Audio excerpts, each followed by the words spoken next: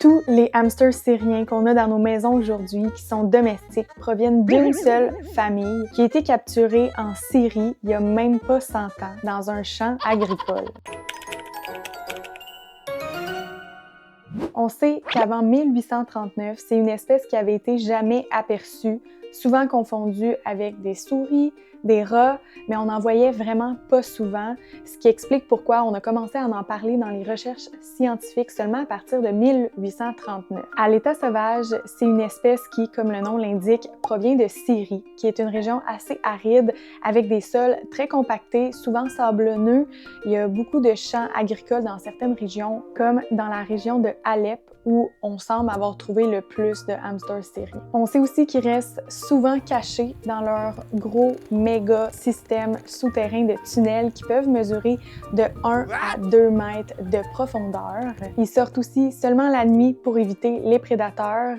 Leurs principaux prédateurs, c'est les oiseaux. Donc c'est pourquoi on essaye avec nos hamsters syriens de ne pas aller vers le dessus. Mais malheureusement, ça reste un animal de proie qui a une durée de vie vraiment courte dans la nature, donc qui se reproduit extrêmement vite aussi. On sait aussi qu'ils sont absolument solitaires. Il n'y a jamais plusieurs hamsters syriens qui vont être retrouvés dans le même terrier, même que la mère va chasser ses petits assez rapidement une fois la maturité atteinte. Les terriers sont aussi trouvés à plusieurs mètres, voire kilomètres l'un de l'autre. Les hamsters syriens, là, ils s'arrangent pour jamais se croiser, ils s'aiment juste pas. En 1839, c'est le professeur George Robert Waterhouse, qui est un zoologiste britannique, qui va trouver le premier individu syrien qui est déjà décédé, fait qu'il n'est pas vivant, qui a été trouvé à Alep, justement, en Syrie. À ce moment-là, on pense même pas à la domestication de l'espèce.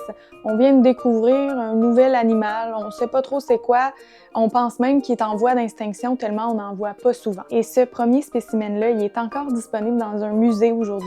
Fait que si jamais, là, je dis ça de même. Ensuite, pendant près de 100 ans, c'est énorme. On en a pu reparler. On pensait qu'il était extinct, tout simplement. On n'en voyait plus. Les prédateurs les ont tout mangés. On savait pas ce qui arrivait avec les hamsters syriens. Fait que pendant près de 100 ans, on en a pu reparler. Il n'y a plus aucune recherche à part sur le spécimen du professeur Waterhouse. Sauf qu'un beau jour, en 1930, un zoologiste israélien s'est mis sur le cas et s'est fait donner une mission de retrouver une espèce vivante de hamsters syriens. C'est le professeur Israël Aharoni qui enseigne à l'Université hébraïque de Jérusalem. Et on peut officiellement dire que c'est à cause de lui qu'on a des hamsters syriens disponibles aujourd'hui. Et le professeur Aharoni, il va avoir besoin d'aide d'un guide qui va le mener en Syrie, à Alep, encore une fois, parce que c'est là qu'on a observé le plus de hamsters syriens, et ils vont commencer une recherche dans un champ agricole. On savait que les hamsters syriens se trouvaient principalement là à cause de la qualité du sol qui était bien compacte et parfaite pour faire un gros système souterrain. Et bien sûr,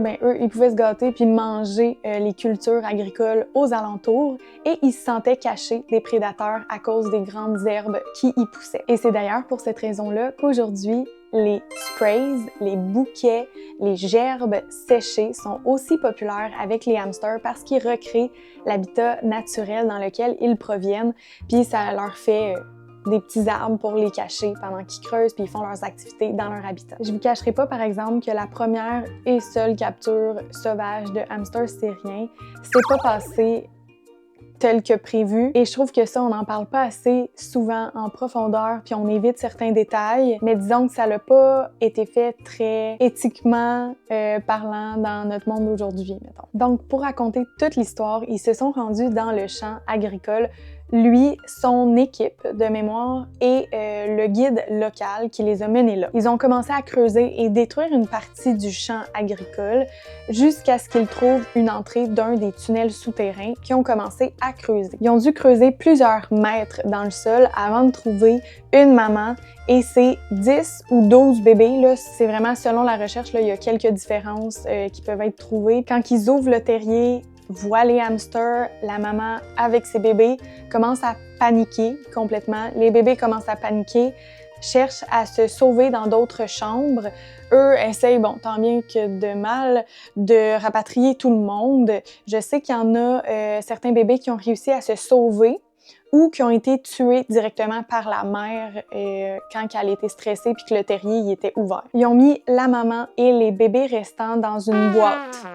Fait qu'on peut voir que là, il y avait pas d'installation nécessaire pour installer un hamster et éviter comme toute escapade là, du hamster. Sur le chemin du retour, la maman a continué à tuer des bébés, tout simplement par nature, c'est vraiment pas par méchanceté. Les mamans hamsters, quand ils sont stressés, malheureusement, ils vont essayer de se débarrasser de l'odeur de leur bébé, de l'odeur de leur portée, fait qu'au lieu de juste les abandonner pour éviter qu'un prédateur les retrouve avec leur odeur de bébé décédé, ils vont tout simplement les réabsorber. Par exemple, à ce moment-là, le professeur Aharoni décide que la mère est le problème et décide, selon les sources, encore là, de soit la tuer, malheureusement, ou de la laisser derrière. Fait qu'on sait pas trop qu'est-ce qui est arrivé avec cette maman-là, mais elle a été laissée pour ne pas tuer plus de ses bébés. Pendant ce trajet qui semble un peu tumultueux, il y a plusieurs bébés qui se sont aussi évadés de la boîte et qui n'ont jamais été retrouvés,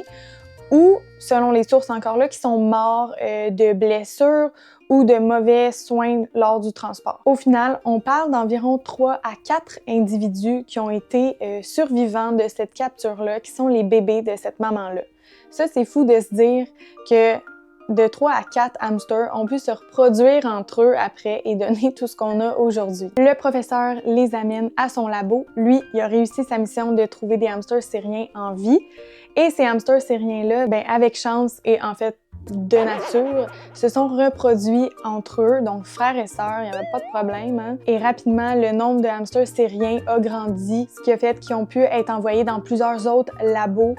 Et après, on a commencé à parler de domestication, mais au début, c'était aucune chance. Les bébés sont décrits comme méchants, peu manipulables et de nature très stressée et anxieuse. Alors que votre hamster vienne d'une association, d'un sauvetage, d'un éleveur, de n'importe où dans le monde, ils proviennent de ces 4 hamsters syriens-là et que maintenant, on en a presque tous eu dans nos vies. Les premières exportations de hamsters syriens domestiques ont été faites en Europe en premier et ensuite, quelques années plus tard, sont arrivés aux États-Unis et dans toute l'Amérique. En premier lieu, ils sont introduits aux États-Unis pour la recherche biomédicale et vraiment pour but scientifique et pas pour les avoir dans nos maisons. C'est un animal de choix pour les scientifiques parce que, comme les souris et les rats, ils se reproduisent très rapidement. Les scientifiques les préfèrent à d'autres rongeurs parce que, depuis la capture sauvage, ils ont été domestiqués et sont plus faciles à manipuler et plus agréables pour les scientifiques à faire les soins. Et ils sortent rapidement des laboratoires parce qu'ils sont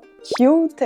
Ils n'ont pas de queue comme les rats et les souris qui peuvent dégoûter certaines personnes et ils ont un poil très très doux. Et tranquillement, il y a certains éleveurs qui ont commencé à élever des hamsters syriens et c'est là que, pour ma part, là, j'ai un petit peu un parti pris, mais la vraie domestication, socialisation, en fait, le vrai apprivoisement des hamsters syriens est arrivé parce que à ce moment-là, il y avait un vrai travail sérieux de sélection des reproducteurs en fonction de leur caractère naturel. Fait que ça veut dire que pendant des années, il y a des éleveurs dévoués qui ont décidé de sélectionner toujours le plus gentil bébé dans la portée et ça l'a fait que, tranquillement, pas vite, les hamsters devenaient de plus en plus amicaux. On a rapidement essayé de les mettre ensemble et de voir si une colonie de hamsters syriens était possible, comme des rats, par exemple, mais ça a vite été... ça n'a pas été une option, là.